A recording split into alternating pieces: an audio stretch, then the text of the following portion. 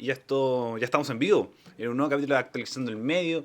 Mi nombre es Ariel Flores y el día de hoy estoy solito. Esta, este programa voy a hacerlo ustedes y yo, el chat y, y su servidor. El día de hoy vamos a hablar sobre dos temas. Saludo primero a las chicas que hoy día no pudieron venir. La Vane está de vacaciones, está aprovechando. Ya terminamos nuestro semestre universitario, tanto ella como yo. Como ustedes también bien saben, yo estoy en práctica, así que sigo trabajando semana a semana. Recuerden que nos pueden seguir en todas nuestras plataformas, en Spotify, iVoox, Apple Music, en YouTube, en Twitch. Acá recuerden seguirnos, recuerden dejar sus comentarios. Sobre todo ahora que estamos ustedes y yo, esto se va a ver un poco más repetido. Para que estén atentos, queremos aumentar el contenido y le agradeceríamos mucho de que si lo pueden compartir a través de sus redes sociales, ya sea cuando esté subido o que estén viendo el stream, ahora a través de la plataforma morada. El día de hoy vamos a hablar sobre dos temas, como pueden ver en el título. Vamos a hablar primero de Karen Rojo, esta ex alcaldesa de Antofagasta con una historia muy hollywoodesca. Podríamos decir que se escapó a Holanda, pero ya se inició el proceso de extradición, de su detención en los Países Bajos. Ahí vamos a explicar un poco más en detalle todo lo que está aconteciendo en este caso y por qué es importante también conversarlo, y también todo lo que sucedió con el presidente Boric y todo lo que se relaciona respecto a sus declaraciones dadas hoy en el matinal de Chilevisión, donde conversa sobre qué sucede si gana el rechazo. Primera vez que escuchamos al presidente Boric dando esta postura, dando esta imagen un poco de colocarnos en el escenario que gane el rechazo, y según va viendo las encuestas y como hemos conversado en capítulos anteriores, es un escenario que entra dentro de las posibilidades a diferencia del plebiscito anterior. Pero primero vamos a conversar todo lo que sucedió con Karen Rojo. Me van a disculpar, hace rato no hacía programas solo, entonces voy a estar constantemente tomándome aquí un café, sobre todo con lo helado que está el día y con la lluvia que se hablaba que era mucho más grande, pero ha afectado a las madrugadas y sobre todo en sectores nortinos, la gente de la cuarta región, sobre todo de la región de Coquimbo. Estoy con el celular con sonido, así que lo voy a poner en silencio para poder conversar con ustedes todo lo que está sucediendo con el tema de Karen Rojo. Bueno, ¿qué pasó con Karen Rojo? Tenemos que hace creo que 113 días, era lo que se comentaba, 112, pero esto sucedió hace unos cuantos días atrás, hace aproximadamente 115 días, se detuvo a Karen.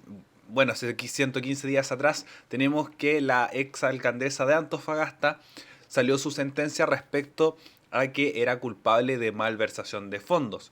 Aún no se había entregado la sentencia, se habla que sería algo aproximadamente de 5 años y un día, y además de compensaciones económicas para devolver 24 millones de pesos que se mal utilizaron en la municipalidad de Antofagasta durante su gestión.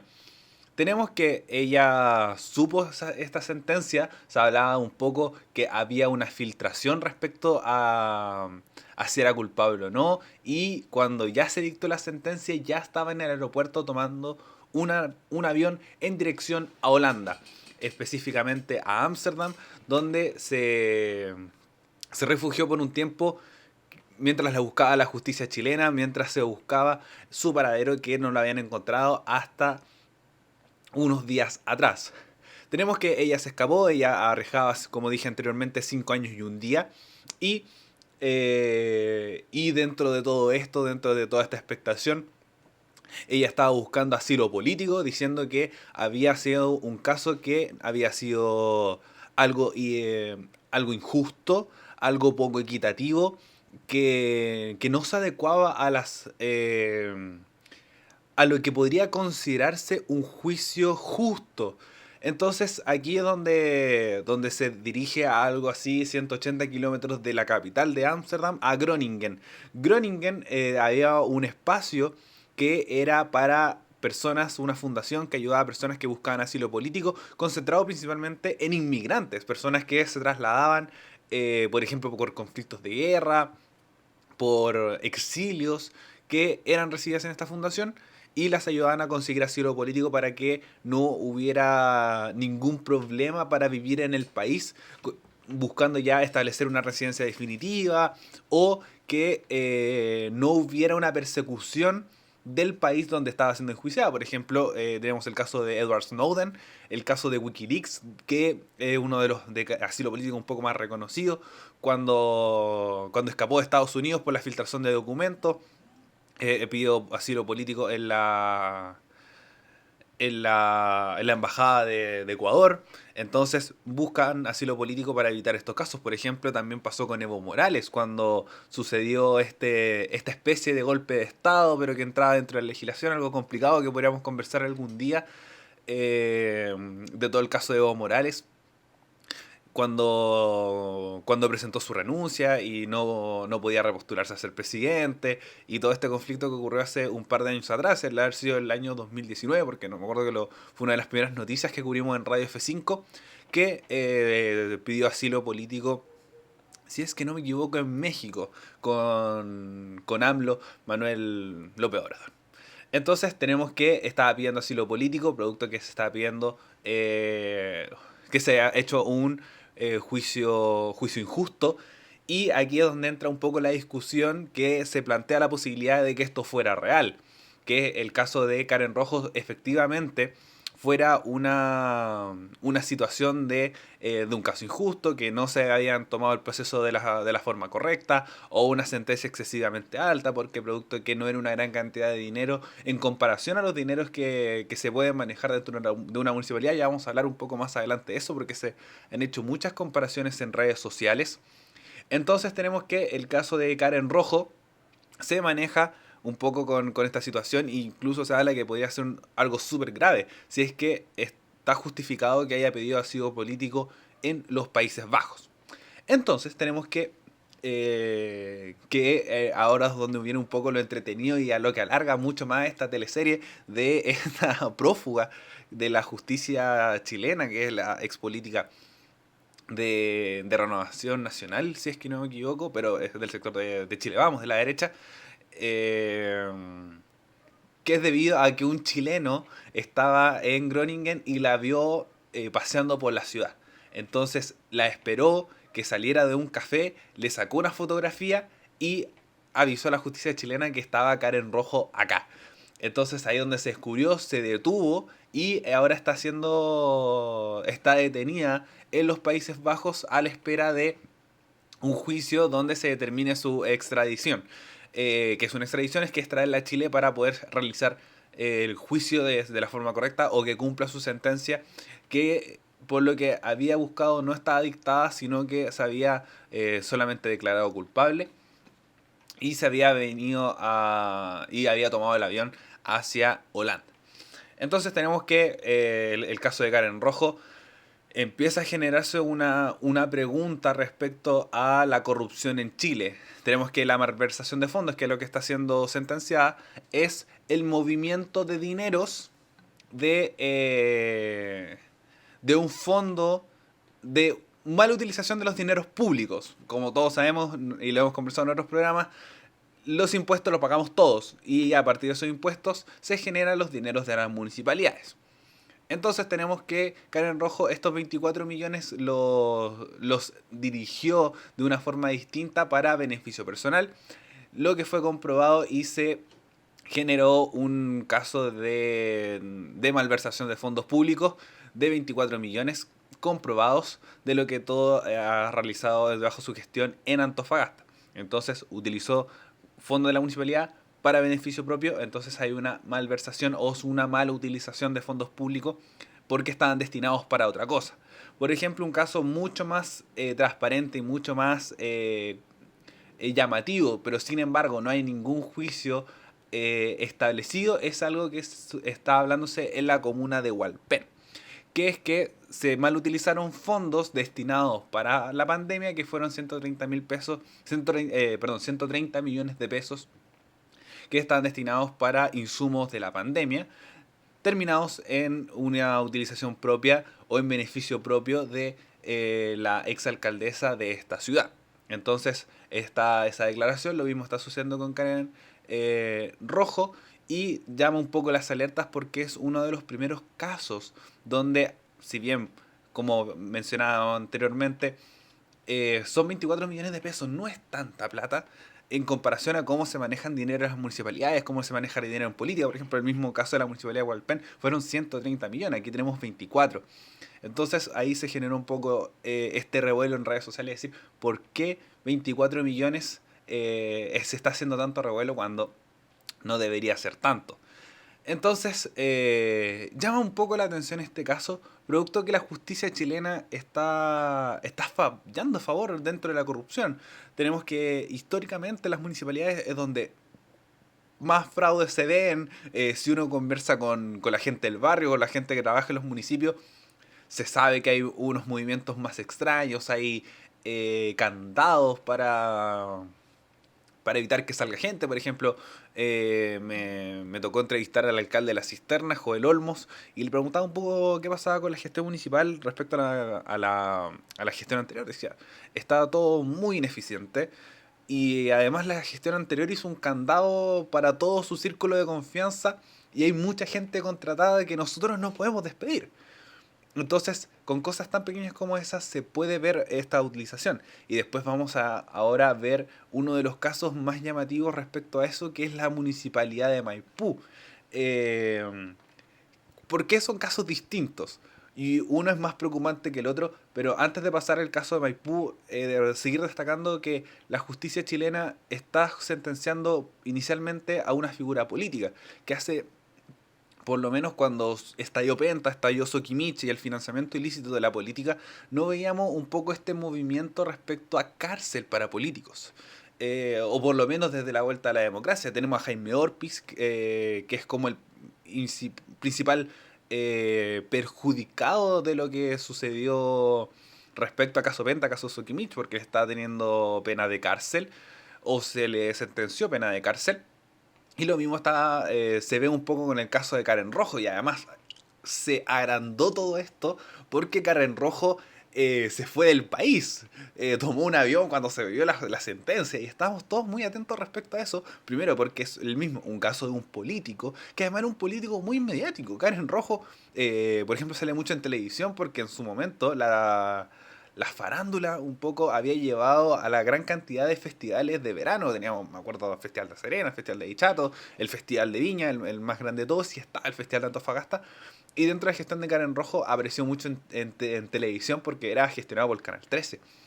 Entonces había un recuerdo muy latente a Karen Rojo, lo mismo con Macarena Santelices, con el festival del Guaso del Muey, y después como en el Ministerio de la Mujer, sabiendo que era yerna de Augusto Pinochet. Entonces ahí es donde se generaban estas dudas y un poco lo mediático, además con toda esta historia de que escapó del avión, nadie sabía cómo, porque no estaba comprobada respecto a su sentencia, no fue a la dictación de sentencia porque estaba en el aeropuerto de Santiago para dirigirse fuera del país. Ahora, ver las otras aristas que un poco que nos entrega este caso. Este es el caso, esto es lo que sabemos hasta actualmente. Lo más posible que cuando se vea el juicio de extradición también lo vamos a conversar, porque es un caso emblemático de la política chilena en el último tiempo, sobre todo con una mezcla entre justicia, corrupción y política. Entonces tenemos que está el caso también de que se entregó una comparación. eh, Estaba un poco viendo que era una comparación más bien de la derecha respecto a que era alguien de su sector, sobre todo de la derecha de Twitter, que es donde me sorprendió porque vi a Karina Oliva en los trending topics, y me puse a revisar por qué Karina Oliva estaba haciendo trending topic después de mucho tiempo, cuando no había salido a dar una declaración. Permiso. No había salido a dar ninguna declaración.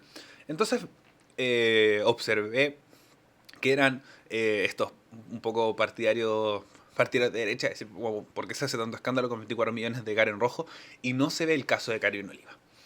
Porque son dos casos distintos.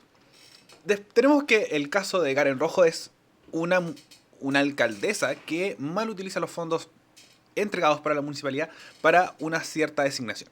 Es una malversación.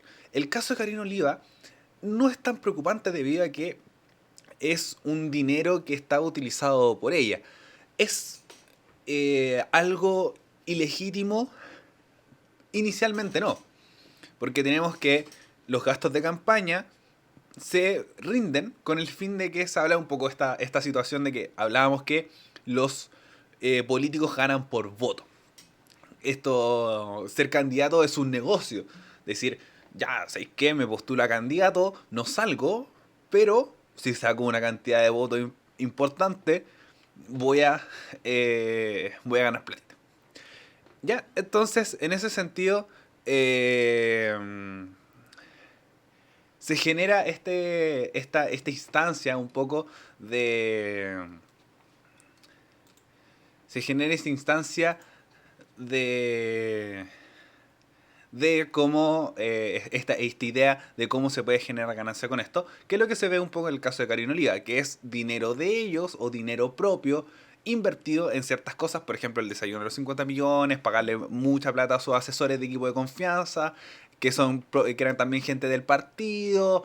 Entonces pasaba que eran círculos propios que se habla, que se rumorea, que no tengo claro si es que se entró a un juicio respecto a esto o el CERVEL lo está investigando, que es aumentar los costos de ciertas cosas para generar ganancias. Por ejemplo, lo que se hablaba en el caso de Karina Oliva a su asesor, decir, ya, yo te pago 8 millones, pero pongamos en la boleta que, que te pago 12. Y el CERVEL nos devuelve esos 3 millones, 1,5 millones para ti, 1,5 millones para mí. Y nos salvamos. Entonces, eso es lo que se habla. Aquí es distinto, porque es dinero público, es un dinero que es parte de los chilenos, sobre todo de la gente de Antofagasta, que es del esfuerzo de los impuestos de, bueno, de una distribución central que son las asociaciones municipales, pero por ejemplo la gente que paga el permiso de circulación en Antofagasta. De ahí salen esos dineros. Entonces es algo un poco más grave respecto a lo que se conversa con Karina Oliva. ¿Es más llamativo lo de Karina Oliva? Sí, porque es en periodo de campaña y es un personaje un poco también más mediático que Karen Rojo, que es la alcaldesa de Antofagasta, que además es una de las ciudades también más grandes del norte. Entonces, hay situaciones distintas respecto a cómo emparejar las situaciones. Entonces, tenemos que uno puede rozar en el financiamiento ilícito de las campañas, que es un poco lo que soltó un poco Karina Oliva respecto a esto, de cómo se consiguió ese dinero o generar ganancias a partir de lo que es política o lo que es una campaña política. En cambio, lo de Karen Rojo es malversación de fondos. Un segundo.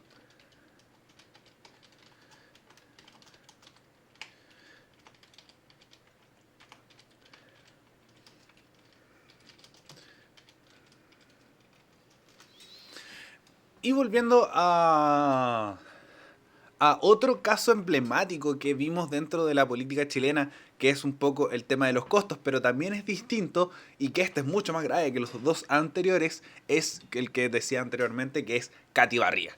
La gestión de Katy Barriga está con una querella judicial que fue admisible por la justicia chilena, que vamos a tener informaciones mucho más adelante cuando este proceso inicie, que fue la Municipalidad de Maipú demandando a la ex edil Katy Barriga, que inicialmente ya teníamos pequeños gestos de lo que podíamos observar y la gestión de Katy Barriga es muy interesante analizarla respecto a las polémicas que se generó y cómo no hacer las cosas respecto a los dineros. Por ejemplo, tenemos que Contraloría cada cierto tiempo le entregaba una advertencia. Recordar, Contraloría es el organismo del Estado encargado de la distribución de los dineros y también cómo se utilizan, que se establezcan bajo los márgenes de la ley. Por ejemplo, tenemos que Katy Barriga hizo el Kick Challenge, esta canción que se bajaban del auto y iban bailando. Y Contraloría le entregó una advertencia, no me acuerdo si era advertencia o multa, respecto a bajarse y hacer este espectáculo con un auto municipal. Y así con otras cosas que creo que también era por la participación en matinales, etcétera, etcétera. Entonces, la mala utilización de dineros municipales ya lo podíamos empezar a hacer. Después veíamos con los peluches, con Smapina y Renacin, este plagio de Pikachu, que se hicieron en masa y con un costo que se podría considerar elevado y después, como en otras cosas, se vio viendo que eran personas relacionadas directamente con la municipalidad, etcétera, etcétera. Entonces, unos gastos excesivamente altos respecto a la utilización de costos de la municipalidad. Después veíamos que los gastos se iban aumentando, aumentando. Llegó la elección, perdió Katy Barriga, asumió Tomás Bonanovich y con una auditoría de todos los dineros que estaba teniendo los dineros y las deudas, los gastos y los ingresos de la municipalidad, teníamos que hay una deuda que podría ser cercana a los 21.000 millones de pesos. Entonces, ¿qué pasa acá? Ahora aquí no se habla de una malversación de fondos, sino que es un fraude al fisco, debido a primero a las cantidades de dinero que se están manejando, y no es una mala utilización, sino es pagar más por ciertas cosas, además entregarles atribuciones a otros personajes municipales. También a través de investigaciones periodísticas se vio que había gente que tenía, por ejemplo, si uno trabaja 44 horas semanales, eh, sale 176 horas. Y había gente que tenía solamente 176 horas en horas extra. Entonces tienes 176 horas trabajando y otras 176 horas extra, es decir, cuando duermes. Estás todo el mes trabajando.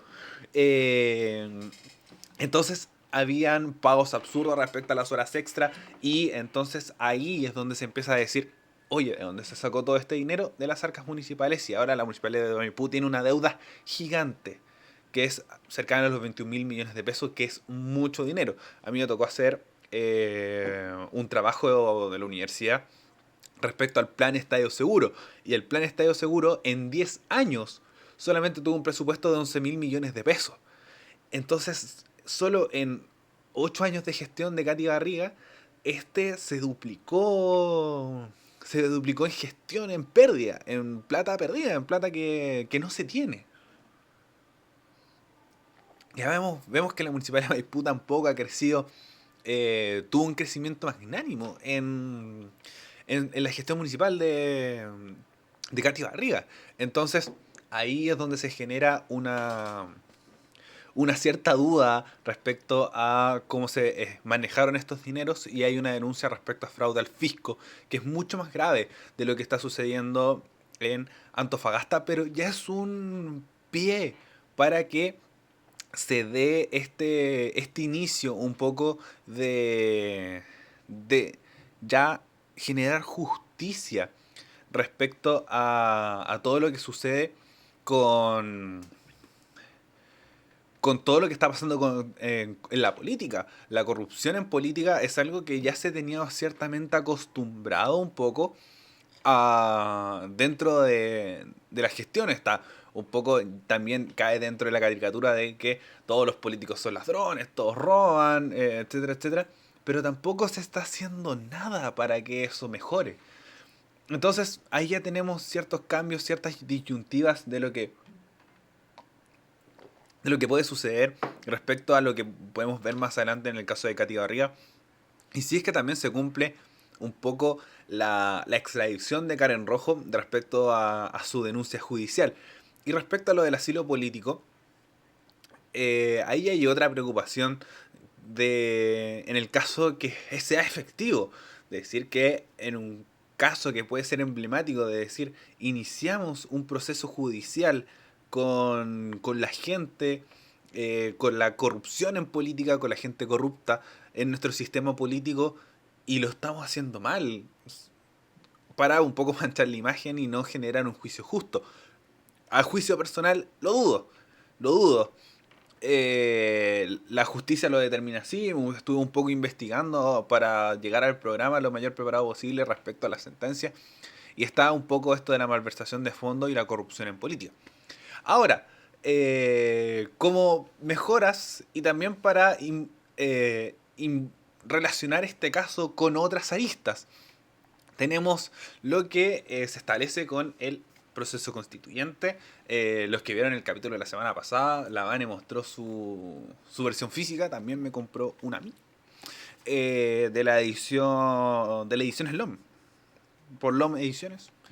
Entonces nos vamos a ir al artículo 172, si es que no me equivoco, que establece que este es uno también de los artículos que más se conversó cuando estaba en el borrador, que ya un poco se quitó esta discusión, todo lo que sucede. Tenemos artículo 172. No podrán optar a cargos públicos ni de elección popular las personas condenadas por crímenes de lesa humanidad, delitos sexuales y de violencia intrafamiliar, aquellos vinculados a corrupción como fraude al fisco, lavado de activos, soborno, cohecho, malversación de caudales públicos y los demás que así establezca la ley. Los términos y plazos de estas inhabilidades se determinan por ley. Aquí es donde aquí se puede ver un avance respecto a la Constitución, porque por ejemplo tenemos muchas personas que están actualmente en política que están acusadas de corrupción, de fraude al fisco. Por ejemplo, Iván Moreira, que se generó esta polémica que lo enfocaron cuando se habló de la cuenta pública. Tenemos a Manuel José Sandón, que también cuando estaba también de malversación de fondos, cuando estaba en la municipalidad de Puente Alto. ¿Quién más? ¿Quién más? No se me viene nadie a la mente porque igual había una renovación bastante alta en política, pero que hay ya personajes. Entonces tenemos que el artículo 72 de esta propuesta de nueva constitución da un avance respecto a estos temas que por lo menos para mí es muy importante. Cuando yo voy a votar por un candidato, creo que las principales cosas que yo busco si es que está metido o no en casos de corrupción.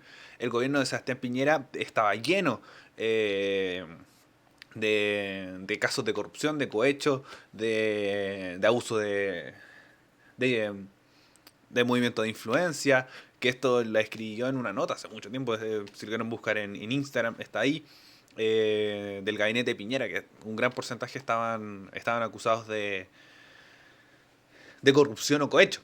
Entonces creo que este punto de la Constitución da unos puntos para que sea un buen texto constitucional y un punto positivo en estos casos. Obviamente queda un poco a la interpretación y al manejo del Congreso respecto a estos temas, que es las cosas que establezcan la ley, y es un tema que tiene que hacer el Congreso cuando esta Constitución entre en vigencia.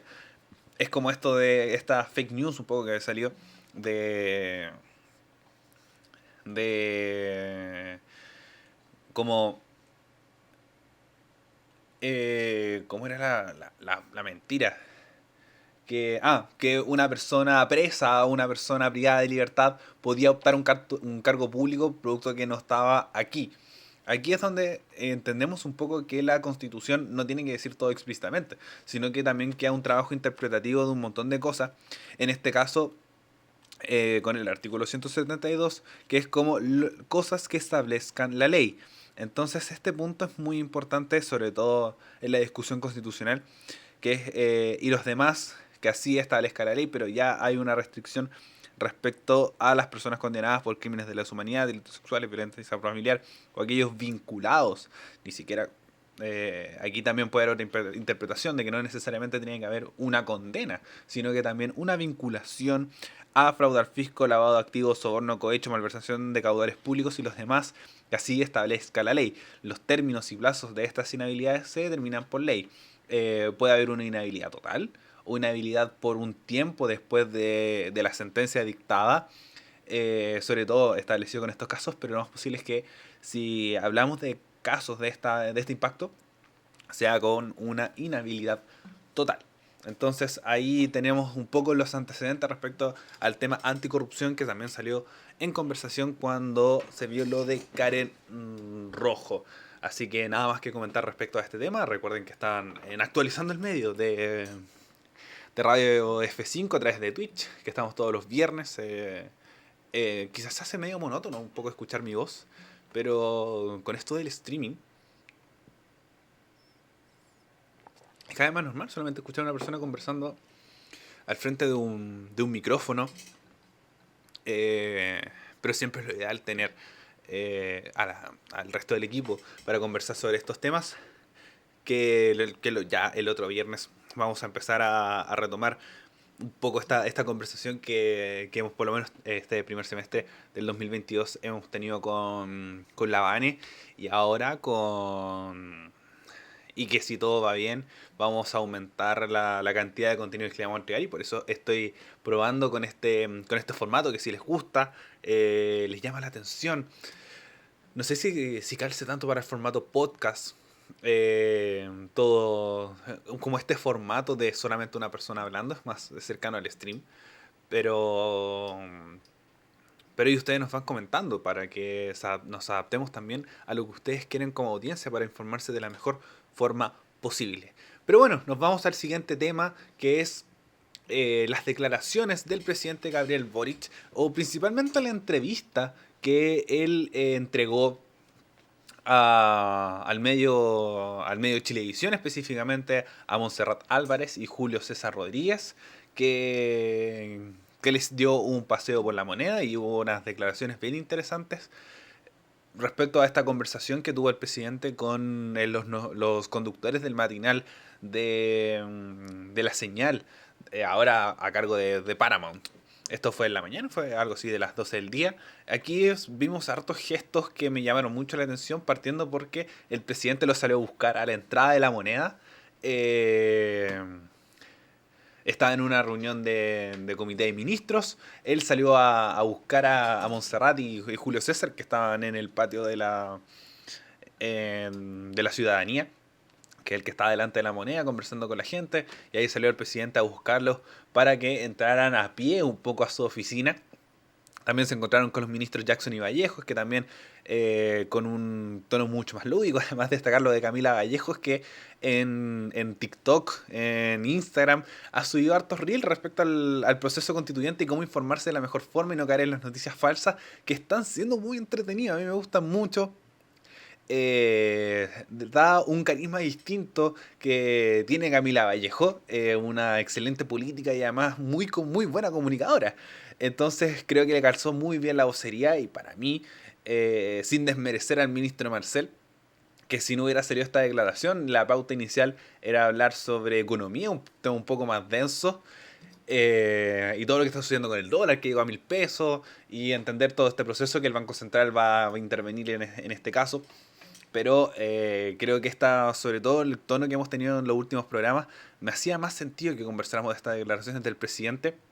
Y por un lado, teníamos que empezaran a funcionar este nuevo sistema de entregar información con Camila Vallejo en su oficina, esto de formato meme, así como no va a haber una segunda cita, pero sí le quedan claras todas las formas de checar la información, así que vayan a seguir las redes sociales de la Secretaría General de Gobierno o Vocería. Pero fuera de eso, hubo unas declaraciones que ya pasando un poco a lo que habló el presidente, que es cómo en lo personal él eh, sí tenía cierto pudor de pasear por el Patio de los Naranjos. Estaban estos tres líderes estudiantiles del 2011 y ahora estaban en el poder. Y él decía, no hay que acostumbrarse al poder. Siempre hay que tener cierto nerviosismo por pasar por estos patios. Nunca va a ser fácil ser presidente. Y ahí también le preguntaban un poco cuál ha sido el tema, lo más difícil, o el día más difícil que le ha tocado hasta ese día, respecto a lo que haya tenido dentro de su gestión, que era el día de Monguicuy, donde hubo ataques armados a la ministra Sichas, y él estando recién asumido, se generó este cierto complejo que él decía que le había costado mucho ese día, y, y que había sido un poco un error, porque es buscar entender y mostrar una señal de afecto, y iban junto con el padre de Camilo Catrillanca, pero que no había sido suficiente para establecer un cierto margen de respeto dentro de la comunidad que se había generado esta balacera. Entonces ahí donde hubo un quiebre un poco para establecer el estado de excepción en la Araucanía, que se generaba un poco duda, revuelo de todo lo que estaba sucediendo en ese país, perdón, en ese sector del país. Y ahora sí la declaración de fondo que fue un poco la que llamó la atención, la que dio el golpe, que era que si gana el rechazo se debería iniciar un nuevo proceso constituyente. Un poco que era la declaración esperada, creo que es la respuesta adecuada respecto a todo lo que establece, porque en la ciudadanía muestra, o mostró en su momento eh, que la constitución del 80 no va más, un 80%, un 80-20, un 25 de octubre, que se dijo no más, la constitución del 80 ya pereció, y un poco lo que conversamos la semana pasada cuando se presentó esta propuesta de nueva constitución, se generó esta tensión respecto a, o bueno, esta decisión de cómo que la constitución del 80 no iba más. Entonces aquí se nos colocan varios escenarios. Por una parte, establecemos que el presidente no puede llegar y decir como ya, se hace un nuevo proceso constituyente, sino que se alarga un poco este orden respecto a cómo se ve el proceso constitucional. Tenemos que el presidente manda el proyecto de ley, en el caso de que gane el rechazo, el 5 de septiembre, gana el rechazo, y se establece, se, se, se para y se nombra un poco como el proceso constituyente, diciendo que se inicia esto un año y medio más, se alarga un año y medio más para establecer un mandato ciudadano que se estableció el 25 de octubre del 2021. Si es que la memoria no me falla, sí, del 2021. Estableciendo y diciendo que creamos una nueva constitución. Pero se requiere una aprobación de las dos cámaras, de la Cámara de Diputados y la Cámara de Senadores, de 2/3, para establecer una nueva constitución. Aquí es donde entra otro espacio, que es rechazar para reformar. En el escenario donde está presentando el presidente Boric, no se puede establecer esto.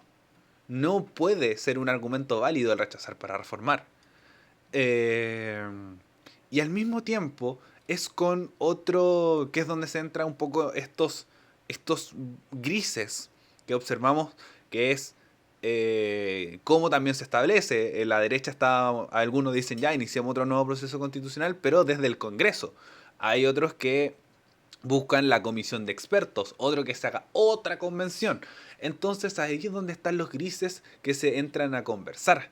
Pero el rechazar para reformar, o los 4/7, que era lo que que es lo que se establece un poco, que se estaba discutiendo esta semana, que se alargó la discusión, establecida por el senador Latorre en la Comisión de Constitución, que busca un poco alargar esta dilatación, porque es claramente una forma de hacer campaña por el rechazo. Es decir, mire, estamos con la disposición de reformar lo que tenemos actualmente, que es la Constitución del 80.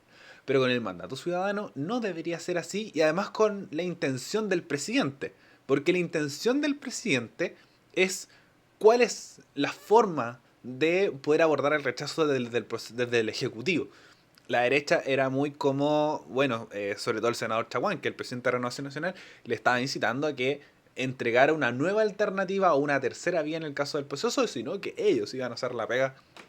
Es un poco el discurso que estaba plasmando respecto a una alternativa en caso que gane el rechazo, y la alternativa es, esto va a ser un nuevo proceso constitucional. Aquí es donde se dividieron un poco las aguas. Estaba por un lado lo que establecía un poco el gobierno, de decir, ya, está la posición del rechazo y se inicia un proceso, no un nuevo proceso constitucional, y se está por el agua de decir, porque salió a decir eso, le da un poco más de agua al rechazo, genera una expectativa distinta hacia el votante indeciso, es decir, como de, ya, hagamos esto de nuevo. Si es que va a haber una nueva convención y esta no me convenció, puede haber un nuevo proceso nuevo.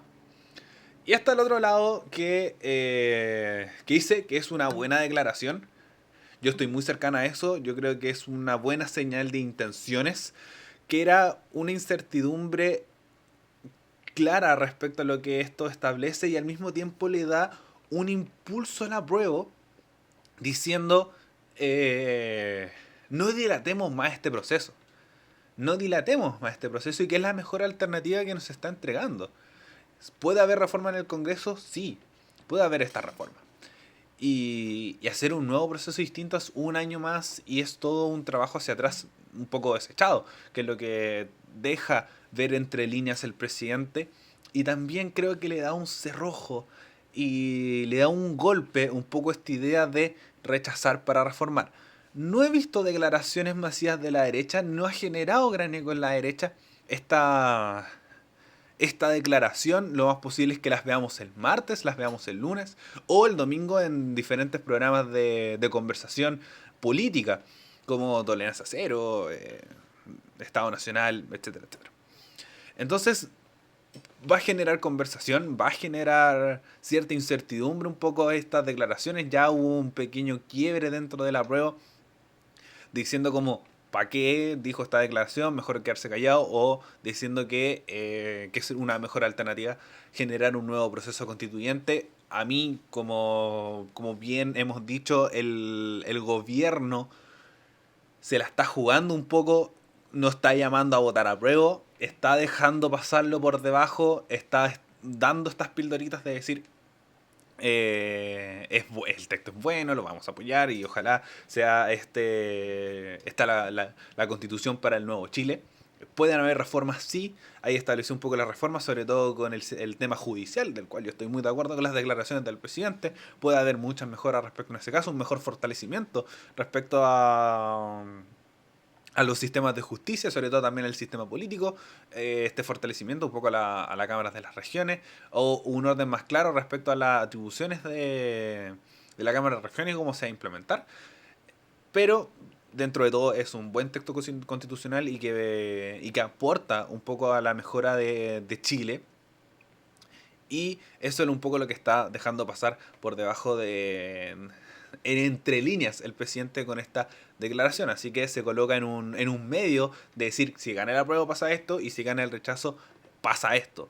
Eh, entonces entrega argumentos al apruebo para también decir, oye, si vamos a hacer otro proceso y no va a ser, por ejemplo, si es que se rechaza, o va a haber, primero va a haber una conversación muy larga respecto a si es que se inicia o no un nuevo proceso constituyente, y por otro lado, se muestra también esta versión que la constitución del 80 no va más, pero es un seguir alargando el proceso si es que gana el rechazo y una nueva incertidumbre política que creo que se puede generar. Salió el presidente de la Cámara de Diputados a decir que si gana el rechazo se va a generar esta incertidumbre, también lo dijo el ministro Jackson y también lo ha salido a decir muchos expertos y empresas internacionales, es decir, como la incertidumbre que se genera en el país si es que gana el rechazo, porque lo más posible es que se inicie otro proceso constituyente y se alargar mucho más el proceso, por lo menos un año y medio más, porque no sabemos cuánto tiempo se le va a dar a esta convención constitucional para redactar el texto. Esta se hizo en tiempo récord, se hizo en un año, calendario ya estaba presentada, que como si lo habrán escuchado o me han escuchado anteriormente comentarlo, es poco tiempo para lo que se puede hacer con un buen texto constitucional, pero se realizó para mí un trabajo bueno, no es excelente, ni mucho menos, pero sí bueno para este texto y lo establece el presidente Boric con esta nueva alternativa de un nuevo proceso constitucional. Por ejemplo, no se va a saber si va a tener participación de independientes. Ahí es donde ya se nos empezamos a poner escenarios de lo que sucede con esto, pero por mi lado creo que es una buena declaración. El presidente es el presidente de todos y colocarse en los diferentes escenarios es lo que se establece. Ahora ver las declaraciones de la derecha, creo que las están preparando, por lo menos en redes sociales. Ahora mismo no ha habido una declaración mucho más amplia, una declaración que genere eco, pero sí ya la vamos a ver el domingo, el lunes o cuando ya empiecen las campañas respecto a cómo se posicionan. Si es que esto de rechazar para reformar la constitución actual se genera algo nuevo o se toman de esto y empiezan a generar otro discurso de decir, bueno, hagámosla y hagámosla bien, hagamos este otro proceso de mejor forma posible. Por ejemplo, por lo menos con los espectros que se han ido manejando, este discurso lo puede tomar los díscolos, un poco de la democracia cristiana, Walker, Chaín y Rincón, de decir, bueno, rechazamos, iniciamos este proceso constituyente, apoyamos lo que dice el presidente Boric, etcétera, etcétera, etcétera. O los Amarillos por Chile con Christian Barken, que creo que también aborda mucho eso, de decir, no, yo soy una persona de centro izquierda.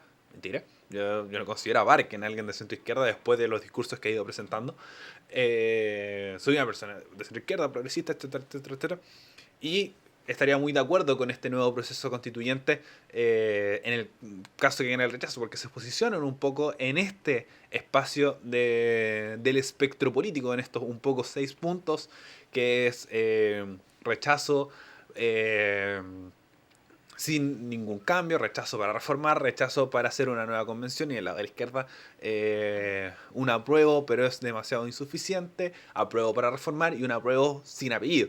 Entonces tenemos este espectro de seis nombres, y ahí es donde vamos a empezar a ver cómo se empieza a posicionar y cuál de estos 6 movimientos tiene mayor movimiento. Encuentro que se va a mover mucho, sobre todo en el centro, con el rechazo para este nuevo proceso constituyente, o apruebo con reformas. Yo estoy más cercano a la apruebo sin apellido. Obviamente requiere fortalecimiento, como todo proceso constitucional y todo proceso democrático. Pero yo creo que es un buen texto constitucional que no se tiene que desechar ni nada, sino que es un buen texto. Obviamente se requieren hacer mejoras y es muy perfectible, pero no creo que sea un apruebo para reformar algo que se tiene que abordar como tema de campaña. Pero eso muchachos y muchachos y muchachas.